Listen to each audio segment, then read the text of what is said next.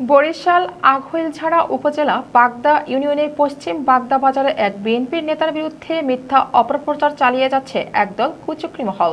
Barishal bureau প্রধান ফারুক হোসেন জানান, আহসান খান একজন পরিচ্ছন্ন রাজনীতিবিদ। গত কয়েকদিন ধরে তার বাগদা বাজারে তার নিজস্ব ব্যবসা প্রতিষ্ঠানে একটি দোকান ১,৩০০ টাকার ভাড়া নিয়ে ব্যবসা পরিচালনা করে আসছে এবং প্রতি মাসে সে ভাড়া পরিশোধ করেন।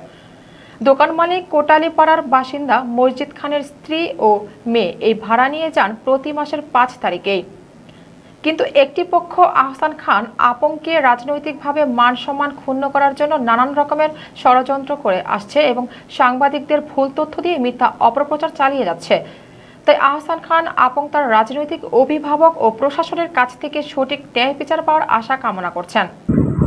সিনিয়র যুগ্ম আহ্বায়ক বাংলাদেশ জাতীয়তাবাদী দল বাগদা ইউনিয়ন শাখা। আমি বাংলাদেশ জাতীয়তাবাদী দলের সাথে দীর্ঘদিন যাবৎ জড়িত। আমার রক্তের সাথে এই দলের সাথে একটা সম্পৃক্ততা হয়ে গিয়েছে। এই দল করার তাগিদে আমি এমন কোনো নির্যাতন, নিপীড়ন, মামলা হামলার নাই যার শিকার আমি হই নাই।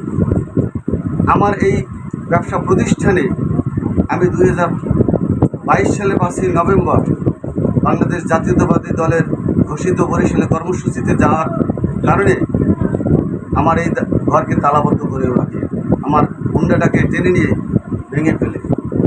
আমি মামলায় বারবার কারাবরণ করেছি।